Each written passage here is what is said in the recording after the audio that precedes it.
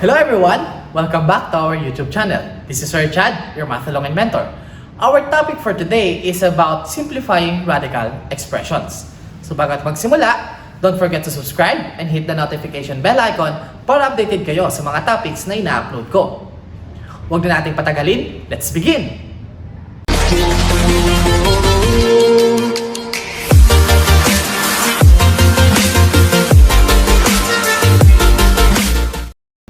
Okay, tulad ng sinabi ko kanina, our topic is about simplifying radical expressions. And we can simplify radical expressions through three processes. First one is by reducing the radicands.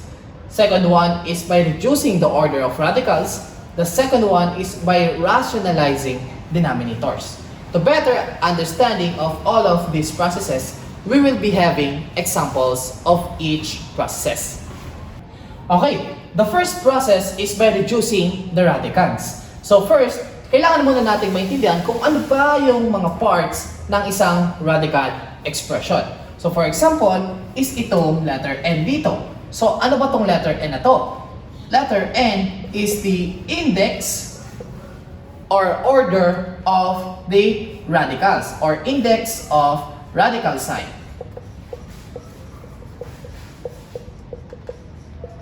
Next one. Ano naman to? Itong parang square na yan. So this is the radical sign. Napakasimple lang. Radical sign siya. And itong letter A, this will be the radicand. So these are the different parts of a radical expression. And the first process that we will be discussing is about the reducing of the radicand. So paliliitin daw natin to radicand sa loob. Excited na ba kayo? Very good. Okay, for the first process, we will be having 5 examples. So sulat ko muna yung first 3. So first example is the square root of 63. So meron bang exact square root si 63? So wala. So ngayon, hanapin natin ang prime factors ni 63. How will we find it? So we will be having a reverse division. Ano ibig sabihin sa reverse division? So 63 reverse, so pababa, divided by 3. 63 divided by 3 is, so 6 divided by 3 is 2. 3 divided by 3 is 1. So divide natin ulit sa 3. 21 divided by 3 is 7. So ang prime factors ni 63 ay 3 times 3 times 7. So, lagay natin square root of 3 times 3 times 7, or we can write it as 3 squared times 7. So, dalawa yung 3, so 3 squared. And as you can see, square root can be written as 3 squared times 7 raised to 1 half. Kasi square root, so raised to 1 half. So, burahin ko lang to. Next na gagawin, so distribute natin yung exponent, which is 1 half. So, 3 squared raised to 1 half times 7 raised to 1 half. So, multiplication, kasi siya ay power of a power. So, 3, 2 over 2 times 7 raised to 1 half. So, 3 raised to 2 over 2 is 3 raised to 1. Times 7 raised to 1 half, or we can write it as 3 is square root of 7. Yung 3 hindi nakasakay sa radical sign ha, siya ay nasa labas. It is a whole number. So 3 is square root of 7 will be our final answer for the square root of 63. Naintindihan? Napakadali lang. Next example is the cube root of 135. So meron bang exact cube root sa 135? So, hindi natin alam. So, ang kailangan natin gawin is hanapin ulit ang prime factors ni 135. How will we find it? So, ganun lang ulit. Reverse division. So, 135 divided by 3. So, 13 divided by 3 is 4. So, 12. Magiging 15. So, magiging 5. So, para ma-check, 45 times 3. So, 45 times 3 is, so 15, carry 1, so 12, 13. 135, which is this one. So, next one. So, divide ulit natin siya by 3. 4 divided by 3 is 1, remainder 1. So, magiging 15 divided by 3, magiging 5. So, ang magiging sagot dito, so, hindi pa siya prime factor. Pwede pa siyang i-divide sa 3. So, 15 divided by 3 is simply 5. Therefore, 3 times 3 times 3 times 5 is the prime factors of 135. So, we can write it as the cube root of 3 times 3 times 3 times 5. Or pwede natin pagsamasamahin si 3. Cube root of 3 cube times 5 by simplification. So, 3 cube raised to 1/3 times 5 raised to 1/3. So, 3 times 1/3 is 1. So, magiging 3 raised to 1. Then, times 5 raised to 1/3. Or, we can write it as 3 cube root of 5. So, this will be our final answer for the given expression cube root of 135. Next example is the cube root of 3,000. So how will we find it? Hahanapin ulit natin ang prime factors ni 3,000. So magiging 3,000 divided by 2, which is 1,500. Divided by 2, so 15 divided by 2 is 7, 14. 10 divided by 2 is 5, so 750 divided by 2. 750 divided by 2 is simply 375. Then 375 divided by 3 is, so 3 divided by 3 is 1. 7 divided by 3 is 2. Then 15 divided by 3 is 5. Next one. So 5. 12 divided by 5 is 2, so magiging 10, so magiging 25, so 25. As you can see here, 25 times 5 is 125. Then 125 times 3 is 375. Ganun lang, pataas lang. Kaya naging reverse division. So 25 divided by 5 is 5. So this all of the numbers outside of the division symbol are all the prime factors of 3,000. So we can write it as cube root of 2 times 2. Pwedeng sulat natin ng ganon. Pero makikita nyo naman, tatlong beses si 2. So 2 cube times isang 3 and ilang 5. So meron tayong tatlong 5. So lahat ng terms na to, erase natin sa 1/3. So, 2 raised to 3 times raised to 1/3 times 3 raised to 1/3 times 5 raised to 3 raised to 1/3. By simplification, so, burahin ko na to. Dito natin dalhin. So, by simplification, 2 raised to 3 times 1/3 is 1 times 3 raised to 1/3 times 5 raised to 3 times 1/3 is 5 raised to 1. So magiging 2 times 5, then 3 raised to 1/3 can be written as cube root of 3.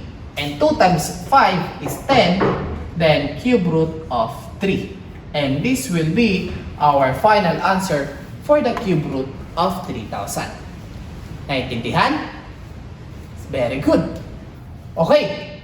After the process of reducing the radicands, the second process will be by reducing the order of the radicals. So, ang gagawin daw, pabababain natin yung ating radicals. Yung ating index rather. So, first, gawin natin to first given. So, 6th root of 16. So, ngayon, hanapin natin ang prime factors ni 16. So, 16.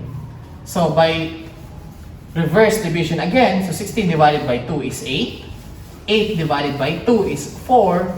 and 4 divided by 2 is 2. So, this will be the prime factors. So, it can be written as fixed sixth root of 2 raised to 4 since meron tayong 4 na 2. And we can convert it into a exponential expression, 2 raised to 4 times 1 over 6. Then afterwards, we need to multiply both of the exponents. So magiging 2 raised to 4 over 6, and 4 over 6 can be simplified as 2 raised to 2 over 3. And it can be written into a radical expression, the cube root of 2 squared or the cube root of 4. So this will be our final answer for the sixth root of 16. Kung makikita nyo, bumaba yung ating radicand. From 6, naging 3. Kaya siya tinawag na reducing the order of the radicals. Gets? Gets na gets. Next one, we have the given of cube root of the square root of 64. So, how will we find it? So, ngayon, hanapin natin ang square root ng 64. So, meron ba siyang exact na square root? Meron. Ang square root ng 64 is 8. 8 times 8, 64. So, ang square root ng 64 is 8. Now, we need to find the cube root of 8. So, hanapin naman natin ngayon ang prime factors ni 8. How will we find it? So, 8 divided by 2 is 4. Divided by 2, it is 2. So, it can be written as cube root of 2 cube. Convert it into a rational expression or exponential expression, magiging 2 cube raised to 1/3, and 3 times 1/3 is 1, so magiging 2 raised to 1. So the answer is simply 2. So the cube root of the square root of 64 is 2. Now, for the third example of simplifying radical expressions by reducing the order of radicals, so the 12th root of 729. So we need to find the prime factors of 729 now. So 729, divide natin siya sa 3. So 7 divided by 3 is 2. Then magiging 12. So 12 divided by 3 is 4. Then 9 divided by 3 is 3. So 243 times 3 is 729. Ganun lang ulit, katulad ng ginawa natin kanina. Then divide ulit natin siya by 3. 24 divided by 3 is 8. 3 divided by 3 is 1. Then divide natin siya by 3. 8 divided by 3 is 2. 21 divided by 3 is 7. Divide again by 3. 27 divided by 3 is 9. And 9 divided by 3 is 3. So now, we have 6 threes now. And these are all the prime factors of 729.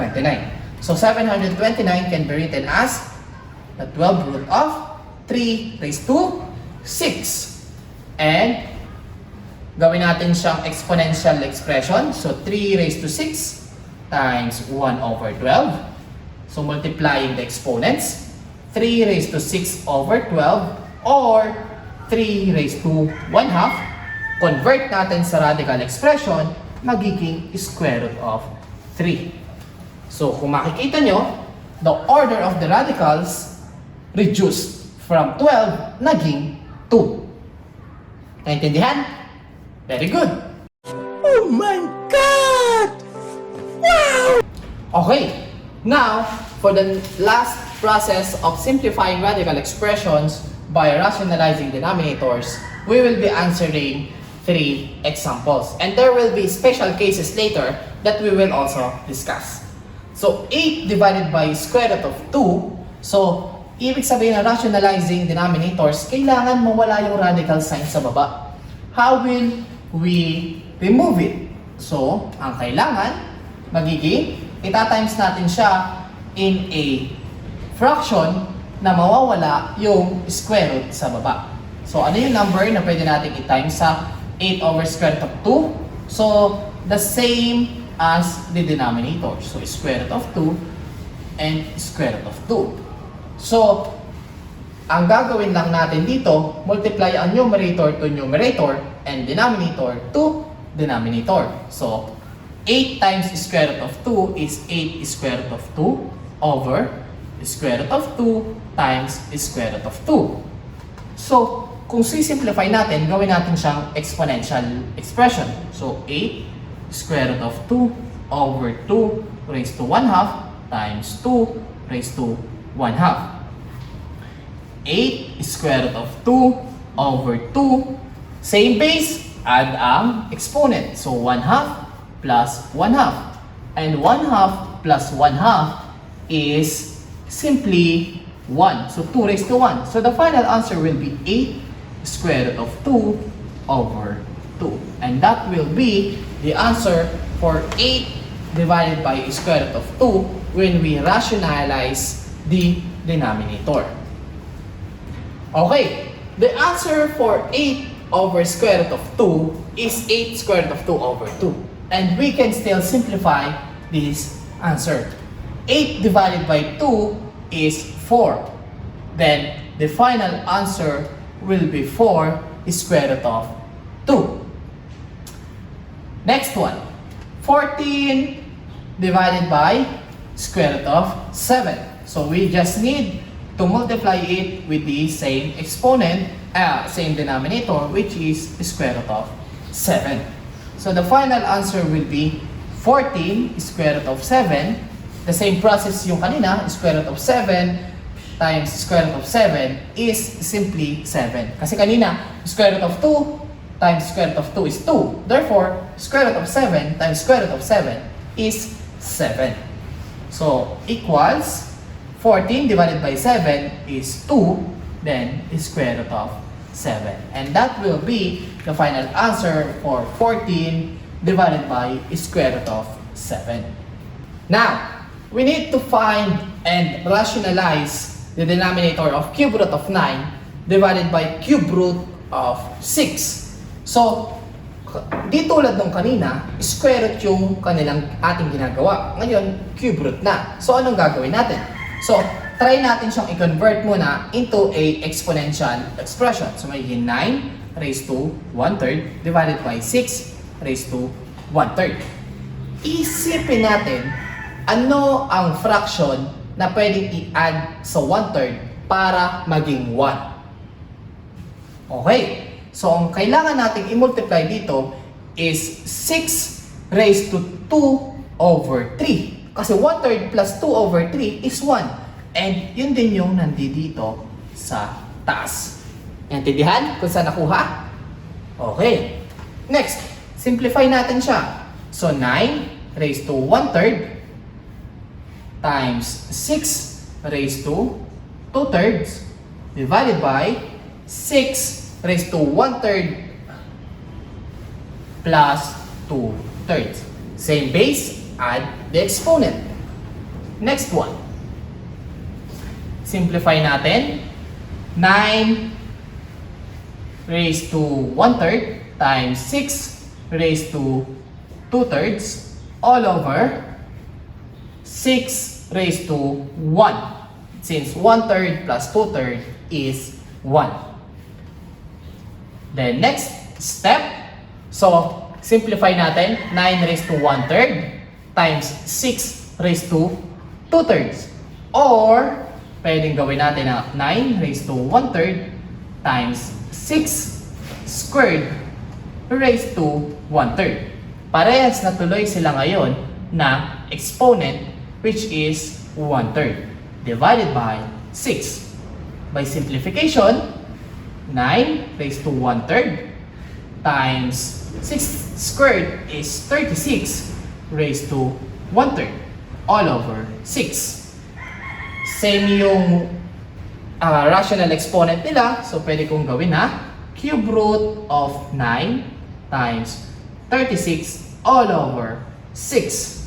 So, ano yung 36 times 9?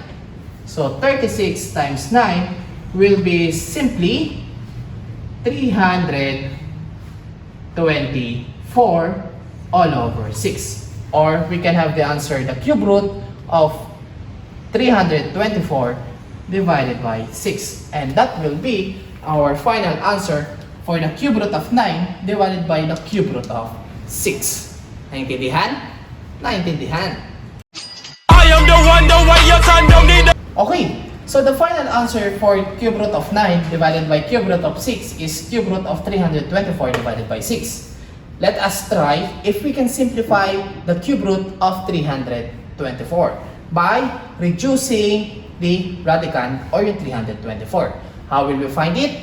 Again, we need to find the prime factors of 324. By reverse division, so 324 divided by 2, so 3 divided by 2 is 1, 12 divided by 2 is 6, 4 divided by 2 is 2. Next, divide again by 2, 16 divided by 2 is 1, 2 divided by 2 is, 16 divided by 2 is 8, 2 divided by 2 is 1. Then, 81 divided by 3 is 27, divide again by 3, 27 divided by 3 is 9, and 9 divided by 3 is 3. Therefore, this will be the prime factors of 324. We can write it as cube root of 3 raised to 4 times 2 raised to 2 all over 6. Now, we can also write it as cube root of 3 raised to 3 times 3 times 2 squared all over 6. Pinaghiwalay ko lang yung 3 cube times 3. Parehas pa rin siya ng 3 raised to 4. Naintindihan? Naintindihan. Burahin natin to. Next one, i-distribute natin ngayon yung square root of 3. How? So, 3 raised to 3 raised to 1/3 times 3 raised to 1/3 times 2 raised to 2 raised to 1/3 all over 6. Next step. So, 3 raised to 3 times 1/3 is 3 raised to 1. 3 times 1/3 is 1 times 3 raised to 1/3 times 2 squared raised to 1/3 all over 6.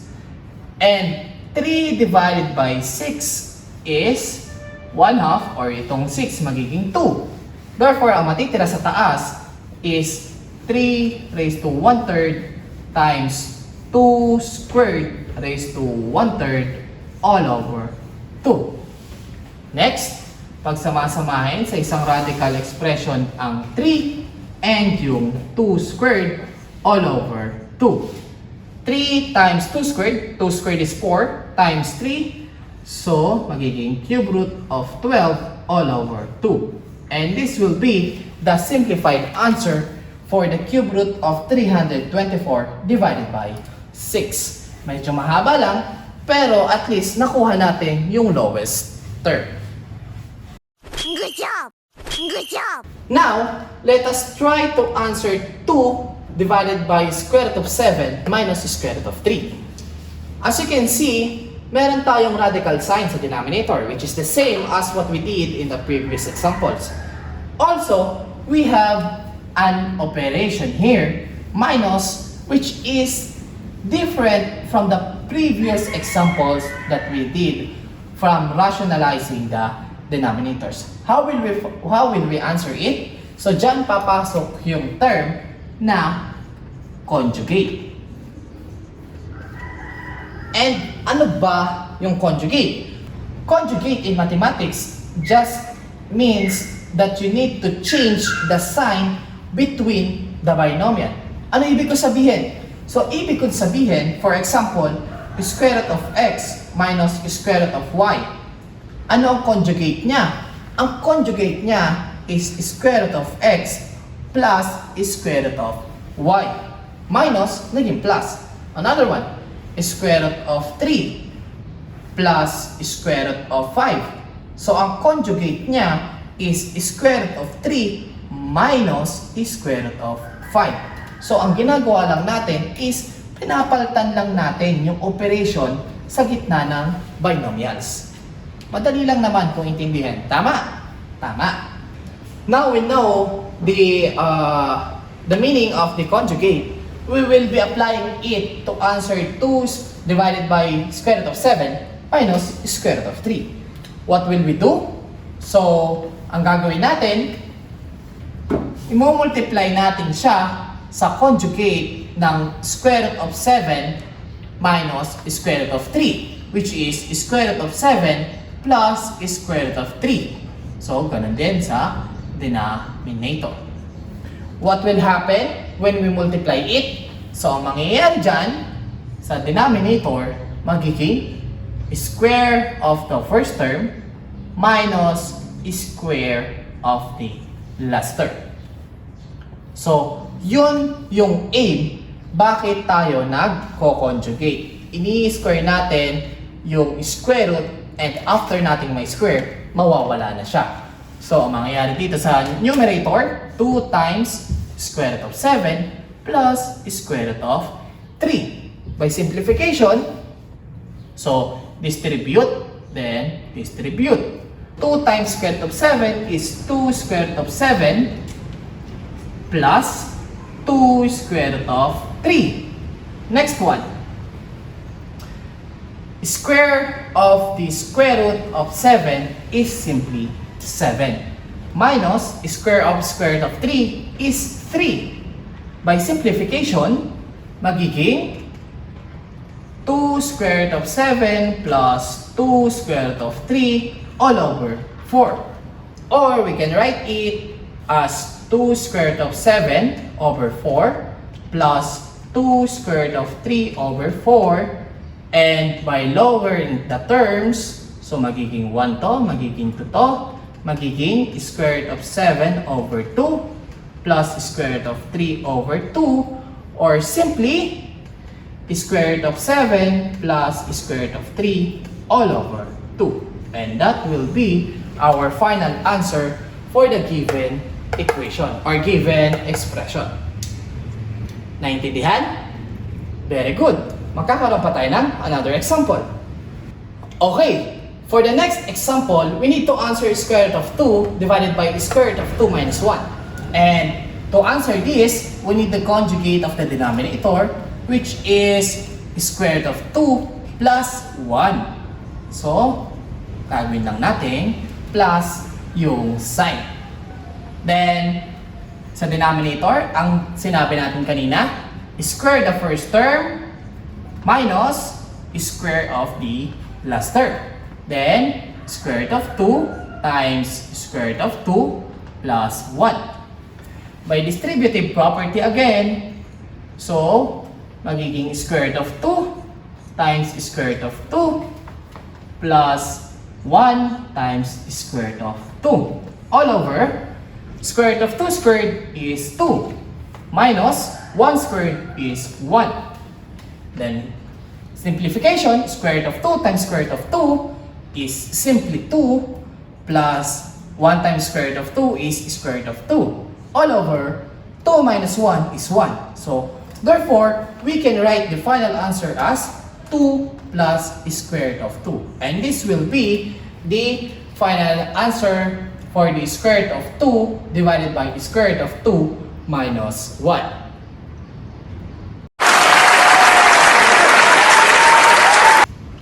That's all for today, everyone. Hope that this video helps you understand more about simplifying radical expression. Don't forget to like and share, and if you have any comments, suggestion, or clarification, don't forget to write it in the comment section below. You can also message me directly in my Facebook page at Searchad TV, capital S, C, and U, TV. Again, this is Searchad, your Mathilongin mentor. See you on our next video. Thank you and goodbye.